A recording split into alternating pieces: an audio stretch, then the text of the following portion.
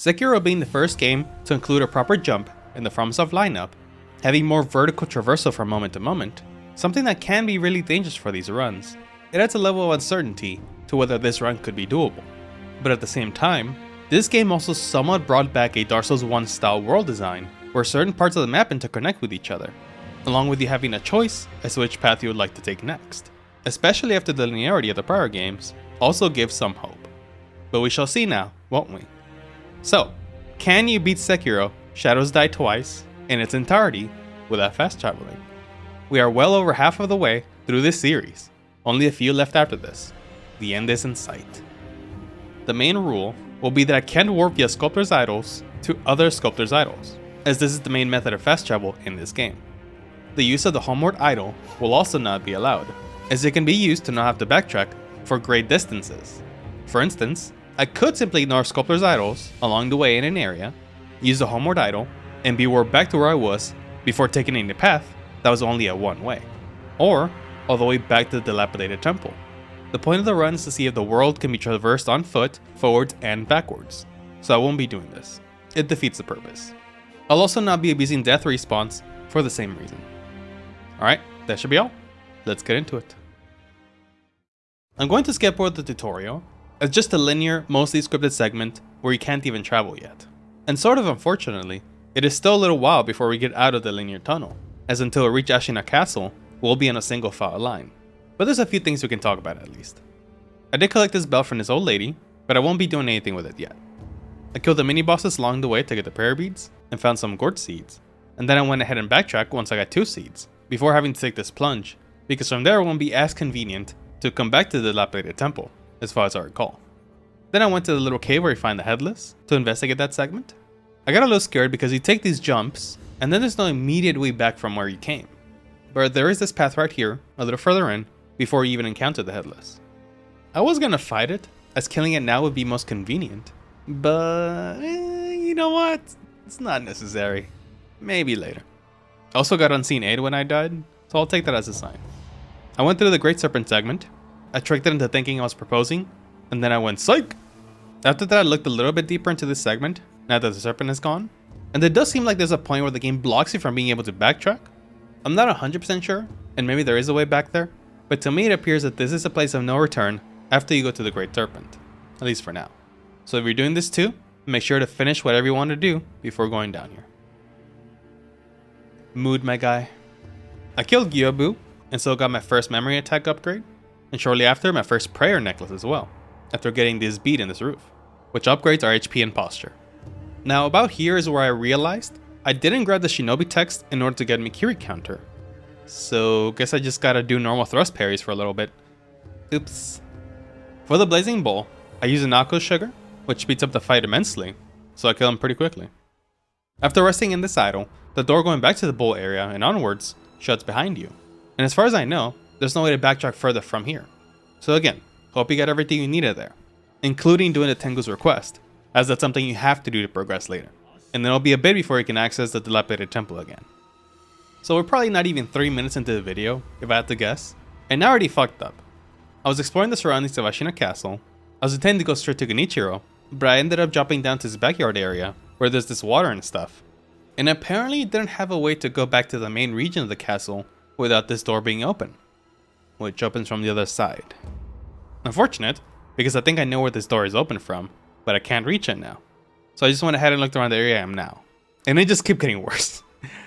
I started going to this drop down that I'm pretty sure leads to the gun fort, which I can't access yet because I don't have the gun fort key yet. And there didn't seem to be any way to backtrack, so as I was panicking a little bit, I ended up dying, and sort of conveniently for me, I triggered the Dragon Rod thing, sending me back to the dilapidated temple. Now, if you're questioning whether I will allow this or not, I will allow it, since it's sort of a scripted warp that only happens when you die a handful of times. I read that it happens on the 4th full death, and it's only a one-way warp that can't be triggered ever again, so I wouldn't count it as fast travel. In most cases it'd be an inconvenience, but in this one it did sort of save me. Though that also means I no longer have this means of getting out of another trapped situation. So maybe this is worse for me in the long run. We'll see eventually, I suppose. This makes it a good time to mention though, that I'm writing the script as I do this run, so I'm essentially going in just as blind as you are. I did check the chance to get the Shinobi Techs, gave 2 more gourd seeds to Emma, and then made my way back to Oh. Okay, so I can't make my way back to the castle through here anymore. There actually is a skip you can do that just requires a bit of platforming. But here's the thing. After this point, I started doing research into the map layout a bit more, in order to understand how the run will go. I originally was going to just wing it with the very limited memory I had of the map. But as you saw, that already fucked me up a couple times, so I figured I should actually plan this out. Then after I did some discoveries, and having a better idea what I'm getting myself into, here's what I decided to do. I'm going to start a new file and quickly catch up to the Shina Castle. I now have a planned route for this run, and my only new requirement for now is that I should not die enough to trigger Dragon Rot until after I defeat Genichiro for the first time, at the very least. I'm going to try to hold on to it as long as possible, but that's the bare minimum requirement for the time being. You'll see why. So let's do this.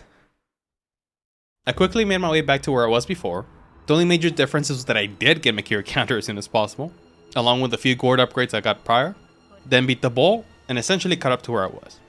In order to get a second prayer necklace before Genichiro, I did kill a few of the other mini bosses around the area, where I actually sustained my first death in this save file, to this general guy, who for some reason has been giving me a lot of trouble this playthrough. I don't remember him messing with me that bad before. So yeah, we're down to 1 death out of 4, meaning we have less petting now. I did get the general after this though. From here I made my way to Ashina Castle proper. I originally tried to do a skip from this room to get to the roof, which I was admittedly rusty at, and I wasn't sure if I was even doing it right. But as I was doing that, I flipped backwards and accidentally fell, here.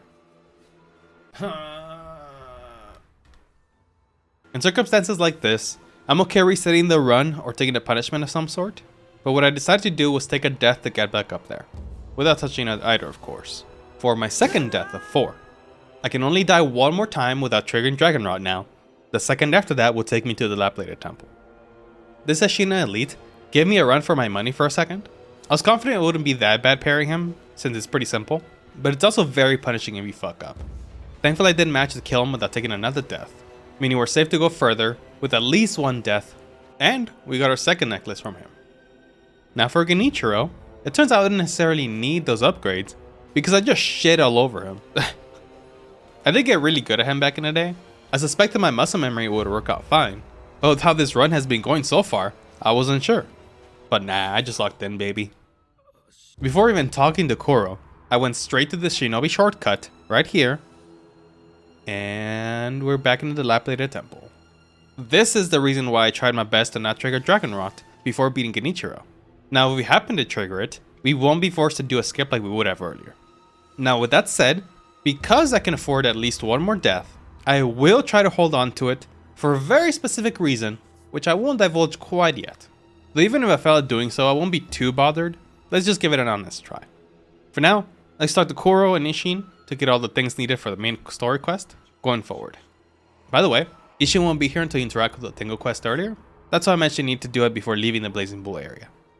Before directly progressing, I went below to this area to get both this shortcut to the front gate of the castle, but also to get this back door. This is the door that was locked from the other side earlier that soft locked me, which is a little rough because you're even locked in this room, unable to get back up where you came from until you get these doors, which is fine because of that, but still, very scary for runs like this. Also, if you plan to get to the Shina Reservoir, do make sure to unlock this door first, as it doesn't seem to be able to climb back out of there without that, despite you being able to get very close to a way out by climbing.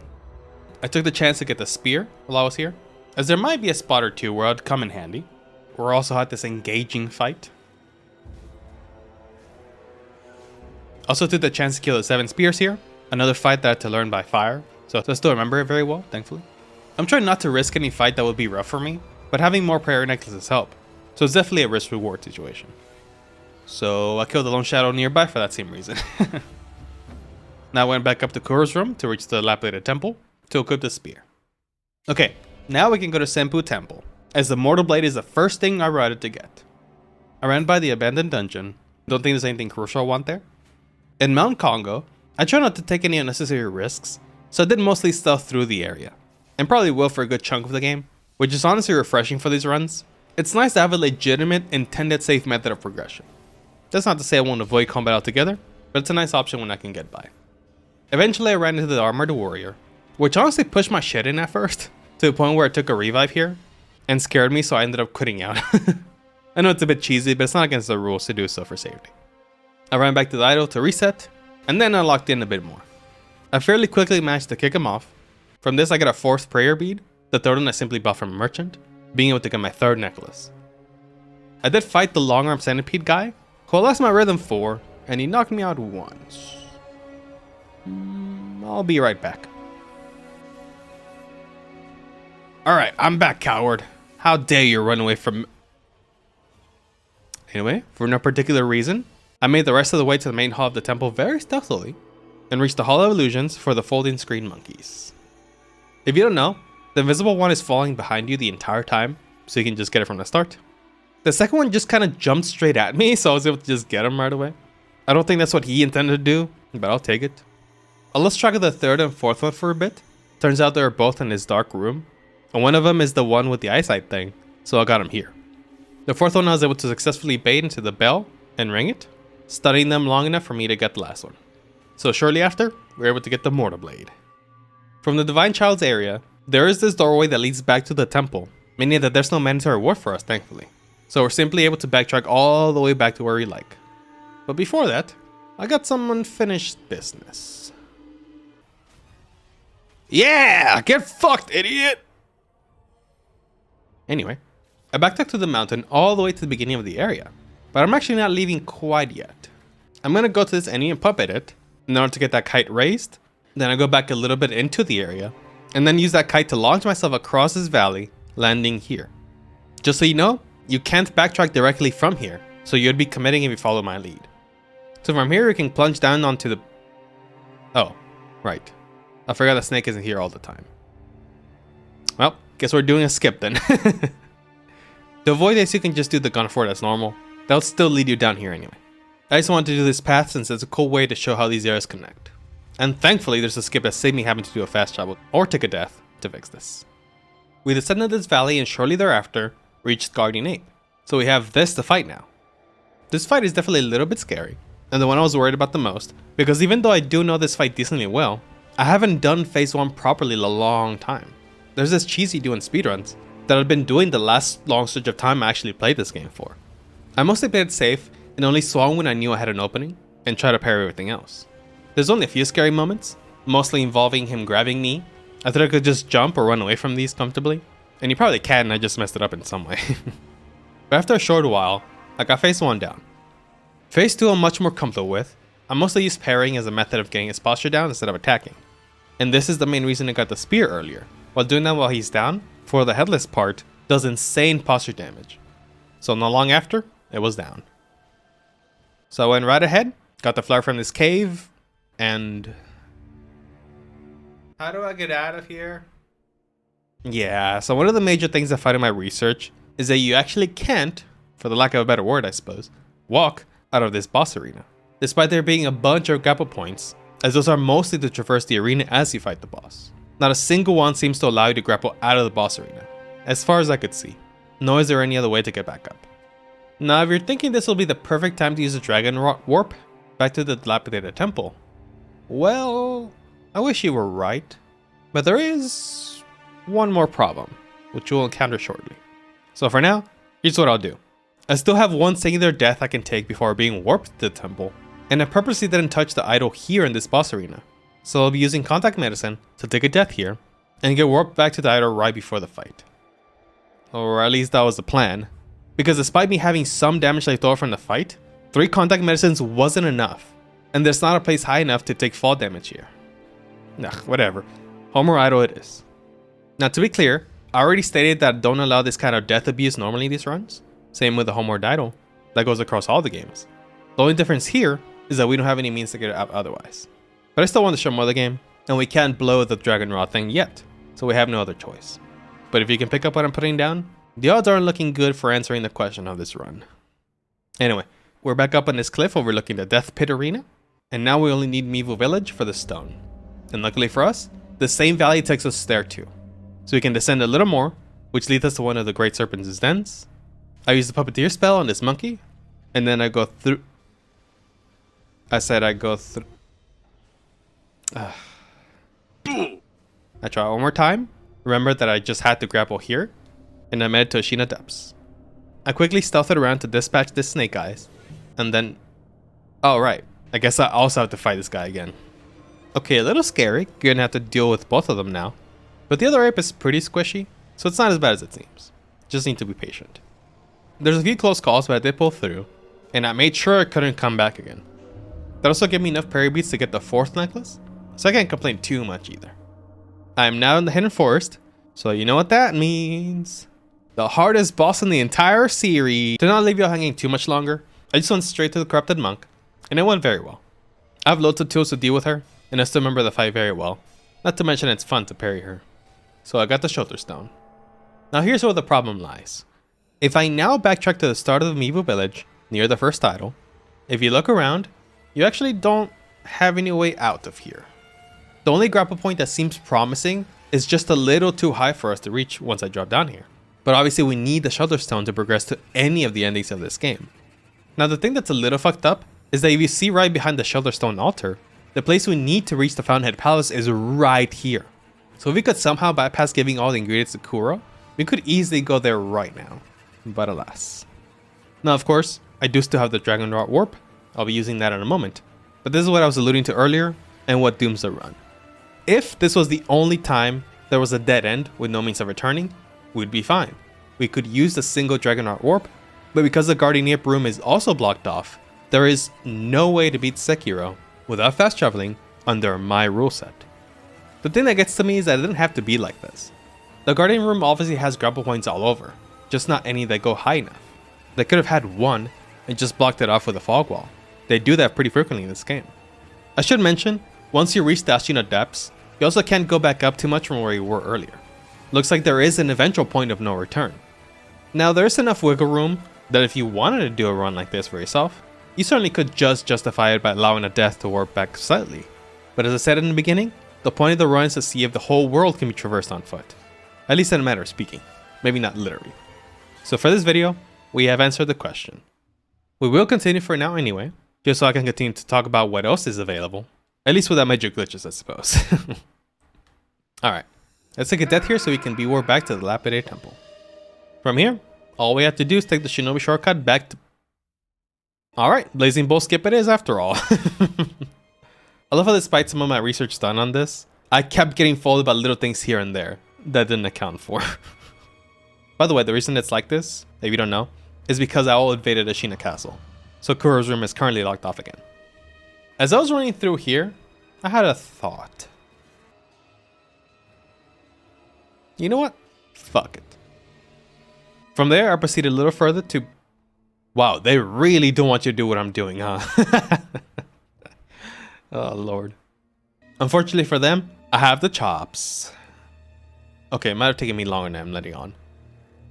It seems they took out the enemies here. So hey, cool little semi out of bounds detail. Speaking of a little longer, it did also take me a little longer than expected to do the Blazing Bolt skip, but I eventually got it, even overshooting a little bit, as I didn't expect to get it that time. But yeah, after walking on the invisible roof here, I made it across and back to the Ashina Castle. The one thing I'll mention is that if you really don't want to do these skips, you could alternatively do Guardian Ape and Corrupted Monk before the Screen Monkeys. Then you would have the Shinobi shortcut from the temple available, and then you could just backtrack from Senpu Temple once you get the Mortal Blade. But having the one less attack power, maybe less necklaces, would certainly make it harder to do that segment with less than 4 deaths. Anyway, we proceeded right away to Owl, which part of me did consider to just get the Shira ending to finish here, given we already answered the question at hand, but there's a few more things I want to talk about, so we are going to challenge him to get the later endings. I got him to phase 2, but then he gave me a tough time. He did down me once, and then killed me proper not long after. I was having more trouble than I expected. I thought maybe I got too comfortable doing the cheese that you do in the speedruns, but only after I remembered that I rang the Demon Bell, so obviously it's going to be harder. We can finally take deaths freely though, so it's fine of course. Died a second time in phase 3, and then I got it in my 3rd attempt, despite it being a very close one. Before we go into Fountainhead Palace, let's take a moment to discuss a few of the other optional paths, and by extension, maybe even which other endings are accessible to us. The most obvious standout are the memory encounters, so Lady Butterfly and Owl Father. The main hangup for those is that they do take you to a new location that's disconnected from the main map, as it takes place in the past, and it counts as its own pages in the fast travel menu and all that. So the big question here is, what happens when you complete the main boss of the memory? I looked up my first playthrough footage from years ago when the game came out to see what happens when you do, and luckily for Lady Butterfly, it's actually safe to do her because right after you beat her, you get a cutscene that warps you out of the memory and puts you back into the dilapidated temple, thankfully. So I did go back to the temple, went into the memory, did the mini bosses along the way, which ended up in me getting a 5th necklace, and then, despite her hitting harder than I expected, due to the demon bell, beat Lady Butterfly. And here I am, back in the temple. Unfortunately, this is not the same for Our Father, as looking at my original playthrough footage, you don't get warped out of it at that time, meaning that this boss, and the connected ending, the purification one, is locked out of us. Now the Dragon Homecoming one isn't locked behind a boss or anything, it's basically just a quest line. And reading through the requirements, there are a few segments where it says to reload the area completely by fast traveling, which can probably be replaced by taking a death somewhere. Otherwise maybe you just have to walk really far away to reload the area. It's just about refreshing the area properly all the way through. So they still should be doable. But I realized that there isn't a way for me to both do the gun fort, to have the Great Serpent lay on the porch, and also go back to the Senpu Temple to do the plunge like I tried to do earlier for the fresh Great Serpent heart. At least not anymore. I think if you plan this route out for this ending in particular, you can do it. Or at least that's what I thought. Hi, Feature Birdo here. I went to check after recording all this and turns out, after Ashina is on fire, the game closes both ways to go to Senpu, and returning from it too. So you actually can't finish the Divine Child's quest even if you plan ahead. You need to get both of the Serpent Hearts before Corrupted Monk, which I don't think is possible. So yay. Only Shurta and Severance, I guess. Speaking of which, let's do the Severance now. So let me give Kuro all the ingredients, then proceed back to Mivu Village. I was originally going to take the route from the reservoir, but these one doors above this opening to go back up made me a little nervous, thinking maybe you couldn't progress from here. So I decided to just take the Gunfort route. Why not? The route that sort of fucked me twice. I jumped down from this top area first. I learned my lesson the first time. There was an ogre here now, so I killed it real quick. There was this lone shadow on the way too, so I took him out as well. Same with the snake eyes in the valley, and the other centipede, which this time I did destroy, even though he pushed me to a corner. Somewhat literally. And that gives me the 6th necklace. Way more than I expected in this run, to be honest. From there, we're at Riven Cave, which is a familiar path now. So just taking the same standard path to the Serpent Den. Then in the Ape Cave, there was a Chichiman warrior, who thankfully you can't just skip, where he kills me through the wall anyway. Whatever did I do to you, man? Anyway, onto the Hidden Forest, and finally, Mivu Village. I skipped our rain earlier, so I took her out this time. Why not? But now we're in the Wedding Cave thing. And so we get carried over to the Fountainhead Palace. And just to be clear, again, we're pretty much stuck in the Fountainhead Palace until we're done. So be sure you're prepared to do this all the way through. I fought True Monk. I did first phase normally. I knew you can cheese it, but like I said earlier, I do enjoy fighting this boss. I did cheese the second phase, and then the third phase gave me some trouble, but I did clutch a win on the first attempt. From here, there isn't much I got to say. I don't personally have much I need or want here, and if you couldn't tell, I'm at my wit's end with this run. It's been an emotional roller coaster that often didn't go as planned, and I'm sort of surprised that it's gone as well as it has, but I'm definitely ready to be done. I mostly ran through the segment that is supposed to be a stealth segment, which went surprisingly well. The Shichiman warrior thing happened again? Whatever do to you? I dispatched Messi over here, swam through the water, and then finally reached the altar for Divine Dragon. I love this fight. Even the Demon Belt thing didn't make it much worse. You just take more damage, which is easy enough to manage when you know the fight. Ignore the low supplies and death things. Trust me, it went fine. So yeah, from there we get warped back to Kuro's room. So all that's left to do is go to Genichiro and Ishin. Apparently I found all the gourd seeds. That definitely wasn't planned, but I won't complain. If you're wondering about the Demon of Hatred, you can certainly explore all the way up to this area until you reach this idol. And the thing is, this idol does warp you straight to him. Now idols generally I would consider fast travel, but because this one is just a one way, I actually could allow it. But when you kill the demon, you do have to fast travel out. Otherwise you have to do the skip I did earlier out of that arena, and then the Blazing Bow skip again. It's possible you could make it back to Shina Castle that way, but I certainly don't feel like trying. And I'm certainly not willing to risk a soft lock in case you can't do bow skip later for whatever reason. So no, I'm not doing this. Ah, what the hell. Fine, just for you. After I beat the game, I came back here to do Demon Hatred, killed him, only took 2 tries, and then did the Gilbo skip again. Somehow very fast this time. And despite there being some missing assets, and somehow doing it first try, you can indeed do Blazing Bow skip. So yeah, I guess if you don't count the idle direct warp, I suppose you can do Demon of Hatred without fast travel. You just have to do these skips, or save it until after you beat the game. But alright, back to the present time. Let's get back out from the doorway before the demon, and let's get this shiz done. First comes Genichiro, of course. I dispatch him as fast as you'd expect. And then comes the big boy. Unfortunately for him, the speedrun I used to do has me fighting Ishin at only 1 prayer necklace at best, so I did master this fight really well.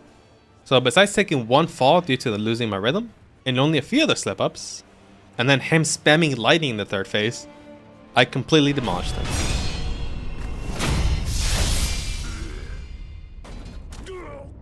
And yeah, unfortunately we only have the option to do the Immortal Severance ending, one of the sadder ones immediately.